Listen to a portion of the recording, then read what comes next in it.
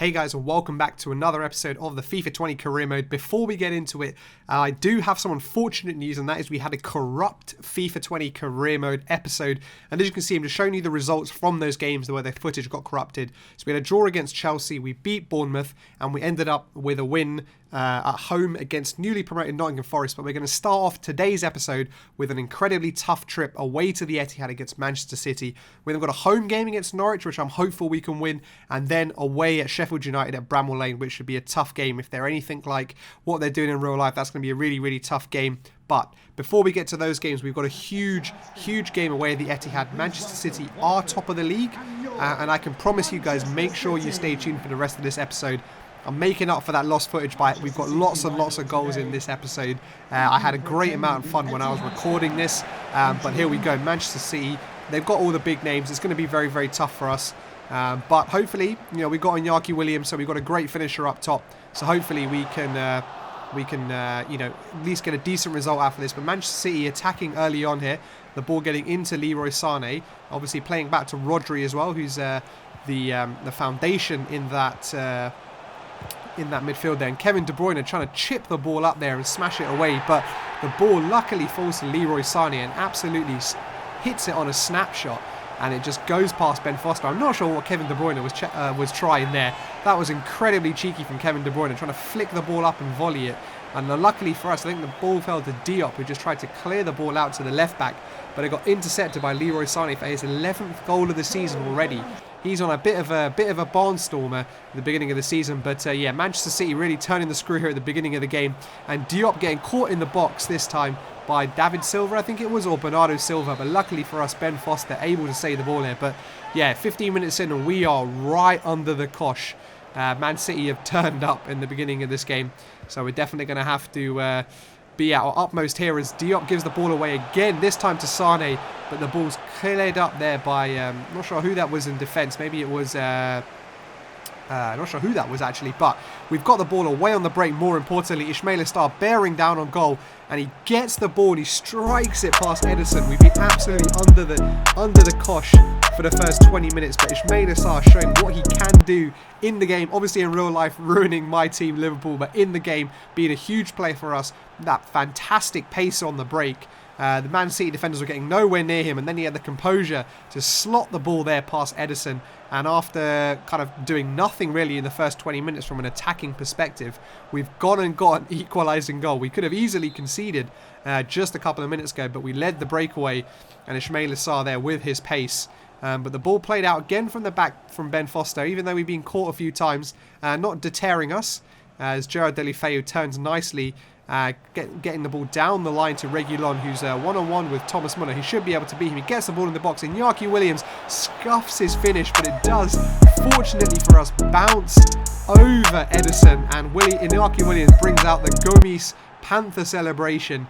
And it was a nice piece of play from Reguilon there. We want to see him definitely getting forward more this season. The ball comes into Iñaki Williams. He does volley it. He doesn't get the cleanest connection, but that probably actually helped him. And he goes on to 5 Premier League goals in the season. So out of nothing, after being absolutely dominated at the beginning of this game, we find ourselves just before half-time 2-1 up against Manchester City, the league leaders. So this is definitely a turn-off for the books. Watford doing pretty much exactly what they did against Liverpool in real life, producing a big upset here. And again, Reguilon playing a big part in the role, getting the ball out to Deulofeu on the left. Can he cross the ball? And Soulé comes and absolutely cynically takes out Gerard Deulofeu there. That is an abysmal tackle. Definitely deserves a yellow card there. That was a shocking tackle, and Deulofeu picks the ball up here in a promising position for the free kick. Looks like he's definitely going to try a shot on here into that top corner, trying to get it over Ederson. Gets it up and down, but just not down enough. It was a bit too close to Ederson that time, and he was able to just tip it over the bar. But after going 1-0 behind, it's really been us that's created most of the chances, and we find ourselves nearly 3-1 up. But we've got a corner here just before half-time. Seeing if we can do anything from this one. Decent ball in, but it was punch clear there by Ederson. And we get the ball back into Valverde. He couldn't make his shot count. But as we move into the second half, I think we're going to have to just keep the ball a bit better than we did. Obviously, we played quite well on the counter-attack. But we'll have to just be wary of Manchester City as Aarons gets the ball clear to Ismail Assar, and again he gets the ball past the goalkeeper. But unfortunately this time he hits the post. No luck, and the ball this time into Valverde. Absolutely another chance for us. Fantastic through ball to Iñaki Williams. What can he do? And he strikes the ball past the goalkeeper. What a goal. There we go. See. What a fantastic goal. Iñaki Williams doing exactly what he did last season again this season with a nice little through ball there from Valverde. The whole Man City defence just beaten. And Iñaki Williams there, it looks like a beautiful little outside of the foot shot. Yeah, we see it from this angle here. Look at this. Oh, fantastic. Just curving in to the far corner. Edison with absolutely no chance. And Iñaki Williams goes to 6 goals for himself, but more importantly, puts us 3-1 up.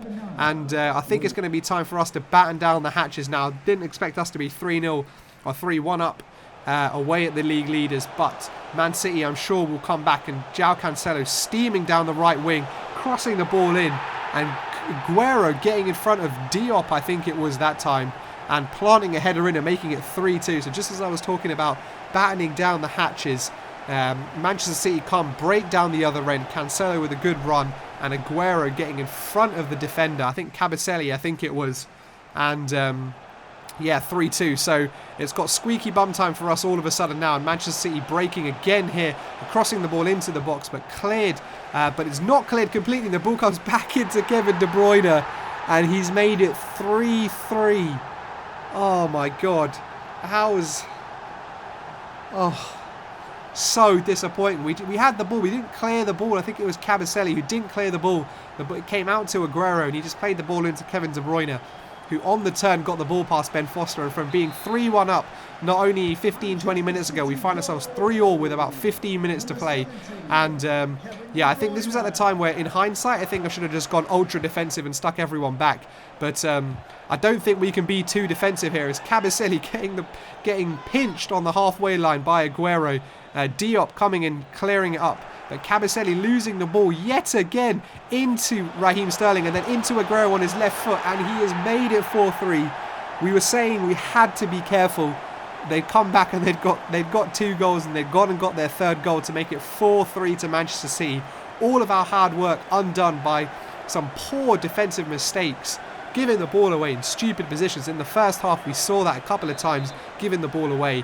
Unfortunately, it didn't cost us, but in the second half, it has cost us.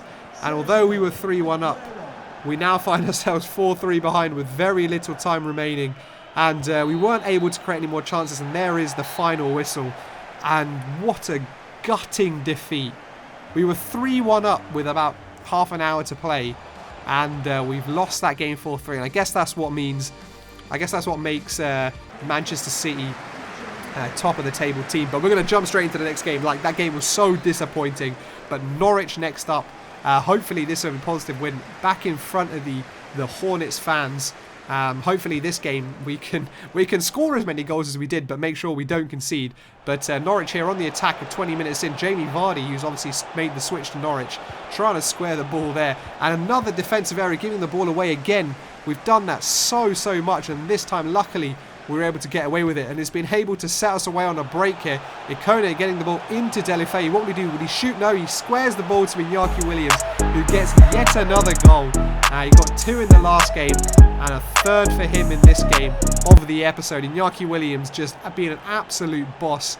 Fan favourite for the Watford fans for the last couple of seasons. Like a huge purchase. We only bought him for like 20 million, and for the amount of goals he scored last season, and I think he's on 7 or 8 goals now already this season, and we're only in October, as he just squares that ball, Delafeu, beautifully into the path of Iñaki Williams. And that's exactly the start we needed after the disappointing result of the Manchester City game. And yeah, as we find ourselves approaching half-time, Norwich haven't really created too much here, but Ismail Assar just before half-time gets a chance to get the ball into the box, into Iñaki Williams, and he pivots beautifully there, getting the ball in from a very tight angle in front of his defender. Not sure what the Norwich defender was trying there, but it does make it 2-0 just before half-time. So what perfect timing for a goal. Really knocked the stuffing out of Norwich. I think that goal will. They obviously had the chance. They didn't really create any other chances other than the one we showed earlier in the game. And I think that second goal for us really is going to knock the stuffing out of them. As Iñaki Williams here gets the ball into Jonathan Kone again, 6 yards out, and he places the ball there past Tim Krul. As I said, I think that second goal really killed Norwich, and Jonathan Kone is celebrating with a questionable dance. I'm not sure what he was trying to do there, but it was a fantastic little ball from Iñaki Williams. 2 goals and an assist for him today. Jonathan Ikone couldn't really miss from there. The defence just stepped up, and Jonathan Ikone was able to get in behind them. 6 yards out. Could have gone either side of the keeper there. Decided to go with a little finesse shot, and he makes it 3-0 to us. So I think that's pretty much Norwich out of the game now. And I guess the question's only going to be now how many more we can get, as Reguilon steaming down the left-hand side again, getting into the box, looking to square it back. He does square it back into Suso, who's come on recently, who strikes it with his right foot for his first Premier League goal. Suso's had a bit of a turbulent time since he's come so far. Ismaila Sarr has been playing really well, so he hasn't necessarily got as many chances as he would have liked, I'm sure. But he makes his chance, or he takes his chance here. Reguilon with a nice little run down the left-hand side, squaring the ball to the edge of the box. And Suso with his first goal, with his unfavoured right foot as well. So it was a good strike, and good to see him get off the mark with his first Premier League goal for Watford. But yeah, it looks like Norwich have had just a bit demoralised, really. They haven't really created any chances in this game. And Reguilon here again, trying to work his way into the box. Will he square it? No, he goes for the strike. A bit selfish there from Reguilon, trying to get his first goal for Watford. And unfortunately for us, he just slices at it and gets it into the side netting. But yeah, I've been kind of very disappointed by Norwich. They haven't really created any chances in this game at all. And it was only really a matter of how many goals we were going to get as the referee blows full-time whistle, puts an end to this game and the misery for Norwich in this game. But another fantastic performance from us. Iñaki Williams in particular with 2 goals and the assist. And obviously Suso getting his first goal as well. So that's fantastic to see as we see Ismaila Sarr with a chance there at the beginning of the game. But we're going to jump into the final game after that really positive result against Sheffield United. Away at Bramwell Lane, Ollie McBurney there with his badass beard. Obviously, if Sheffield United are anything in the game like they are in real life, this should be a very tough game. But I don't think they're as good in the game as they are in real life, so hopefully we can dispatch them. Iñaki Williams is on a banger as he gets the ball, gets one-on-one with Elvedi here, turns him, gets his strike away, but straight at the goalkeeper there, Verrips I think his name is. Iñaki Williams there turning his defender inside and out, working the space, but the shot was just too straight that time, unfortunately for us. But a good positive start there as the corner comes in from Ricone. A good header by Decore, I think it was. But unfortunately just looped up for us. But positive start for us. Sheffield United do look a bit shaky, particularly the back. So hopefully Ikone can and Williams can exploit that. But Williams again, this time picking the ball up.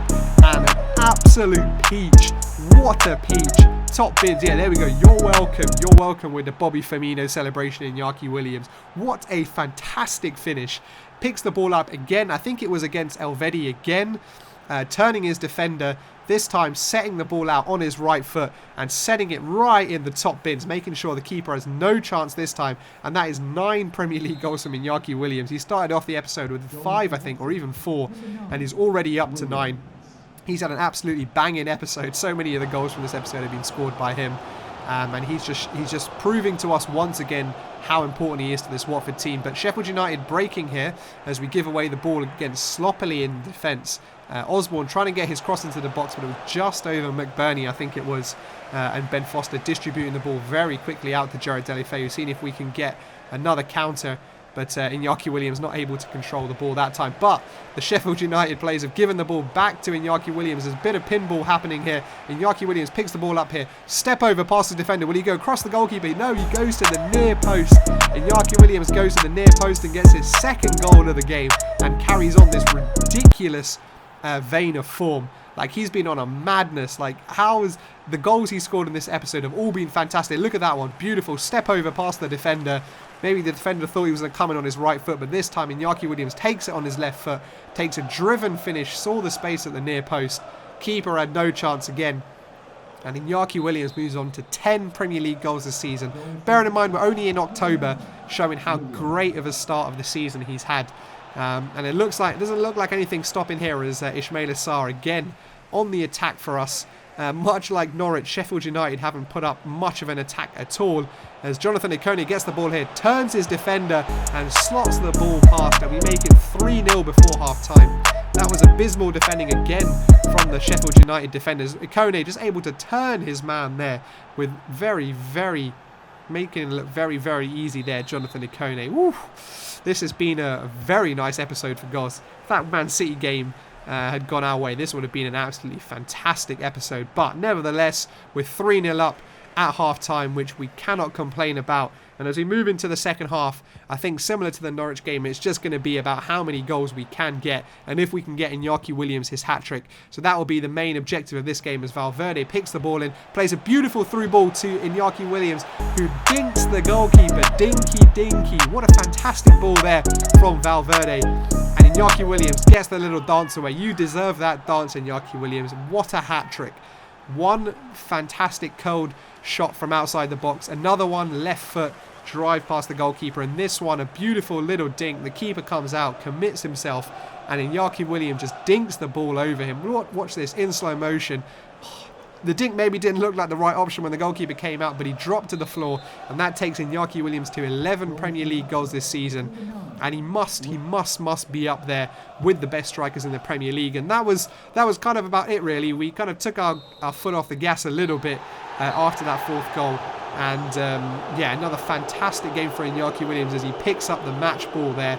3 goals, 5 attempts, and an assist, I think it was, for him. And yeah, just what a performance. Iñaki Williams setting the Premier League alight.